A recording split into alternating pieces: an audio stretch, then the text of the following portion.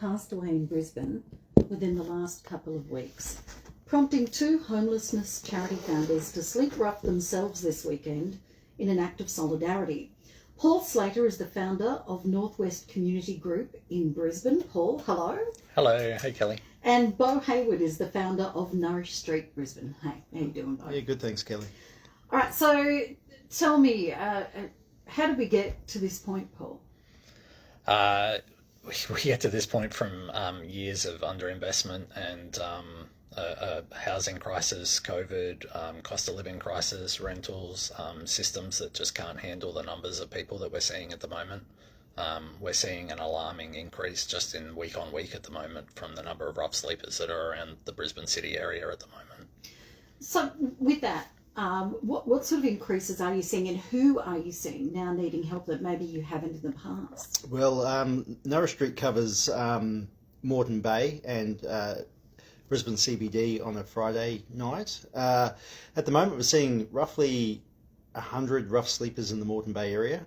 And in the city, when Paul and I first started doing our outreach 4 months ago, we'd see about 70, and now we're up to about 150 people every Friday night. That's doubled. It's doubled. What is that like on services, those that exist?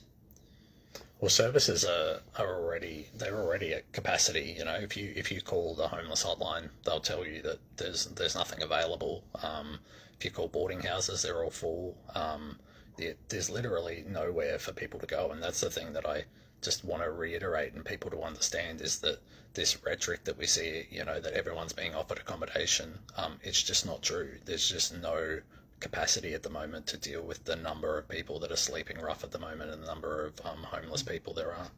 How does that rhetoric harm the people who are sleeping rough?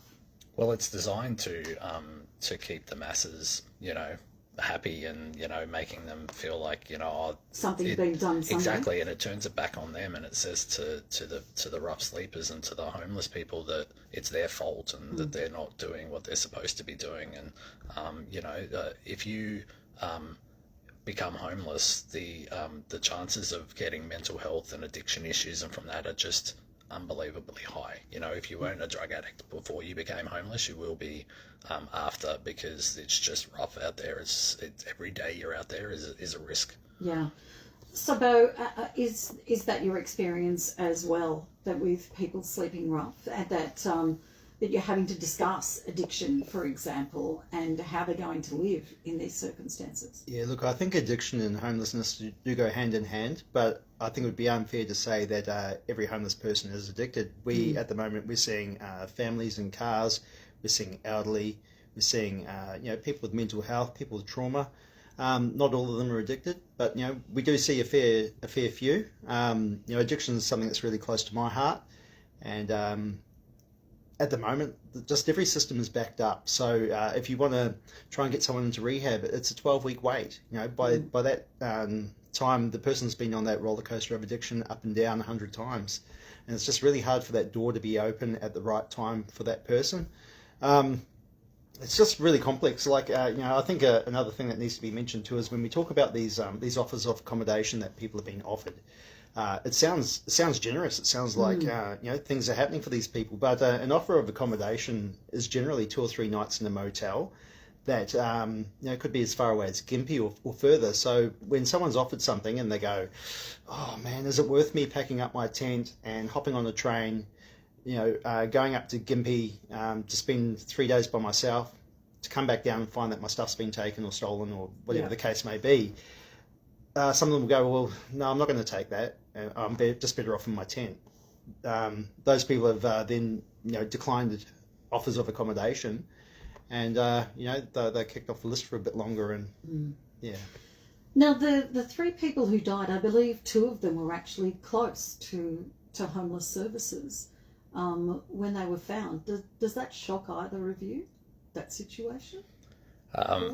You know, the homeless hub that's been put up in Moreton Bay, it's a lovely facility, and there's some charities in there that do some awesome work, and you know, some of them deal with the practical issues that people need. They need food, they need showers, they need, and that's great. That's amazing. That's what we do. We provide food and practical items, but the ones that are in there that do housing and stuff, well, there's only so much they can do. They can take their names, they can add them to the list, and they can say, cool, we'll let you know when something comes up. And when there's nothing on the other end, then that kind of just becomes a name-taking exercise, which is what we see all the time, is just name-taking and checking. They can't wave a wand and make accommodation appear. Exactly, and the government talks about this all the time, about the services that go out and see these people, and they go, yeah, we've got teams that go out and see them, but in reality they're going out and seeing them and saying, hi, how's it going? Oh yeah, you're still on the list, cool, no worries, we'll let you know. And that doesn't really help. We need an urgent increase in housing, and we need emergency shelters, and we need things to take people off the streets, because they're literally dying. Yeah, yes, they are. And Bo, I believe you spoke with one of these gentlemen in the days before his death. Yeah, I certainly did. So I called him to see him and see how he was. He's a really big supporter of Norris Street, and we had a hug and we spoke about addiction. And he told me that he really wanted help with his addiction, and he wanted to try and repair some of the damage that he'd done to his family and friends and relationships he's had. They spoke about his kids, and unfortunately the help didn't come soon enough. How does that make both of you feel? Because you're obviously working to try and help people, and then they die in these circumstances. It's tragic. It's super upsetting, because I know that homelessness is solvable, and I know that more can be done. It's just a political choice to not do that and to not invest in the services and the infrastructure that we need to do this. And we know that the answer to a lot of our homeless folk is supported living, supported accommodation.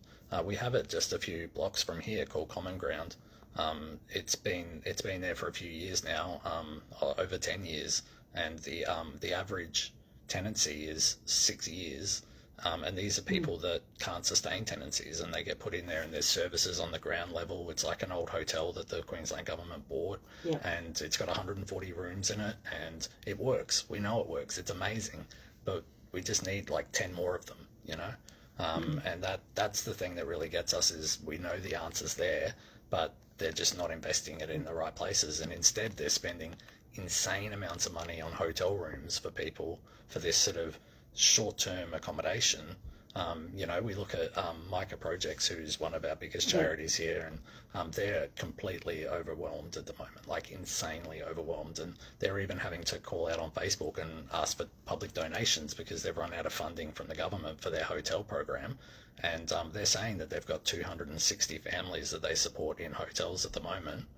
These are families, and it's $230 a night they pay for the hotels. So if you do the maths on that, they're paying $1.8 million a month to put people into hotels. Good God. So what they're doing is they're making hotel owners rich, and they're not investing this money where it should be going in the proper infrastructure that we could have, and they're in hotels scattered all around the city. Support services can't get to them all. They can't get engage with them and work with them. If we had proper infrastructure and set up, they'd all be in an area that is, you can help the masses all at once, Yeah. So they're just putting out fires over and over and over again. Yep. Exactly, and they're not even really putting them out usually. And we feel like I feel like we're just putting a band-aid on a gaping wound every week that we're out there. It's like we just see people that are broken, and they had enough, and they're crying on our shoulders and say, I can't do this anymore. And I'm calling boarding houses, and they're all full. So with that, okay, I'm going to ask a question I think some people may be asking, and the obvious answer to me is because it's the humane and humanity, sort of the thing that we should do in a compassionate society. But what's in it for everybody else to do that, to actually give people who are rough sleeping a place to sleep when there are so many others who can't find accommodation? It's a pretty well-known fact that's been discussed globally, is that it's actually really expensive to support homelessness. And, we're talking about that right now with the hotels and everything. The amount of money that it costs us from police to hospitals and healthcare. Like healthcare is a huge issue. They get sick all the time. It's cheaper. It's cheaper for them to just invest properly in proper housing solutions. And yeah, it's been proven overseas, and we've seen countries up in the Scandinavian area that do housing first models insanely well. They do them excellently, and they have effectively reduced homelessness to nothing.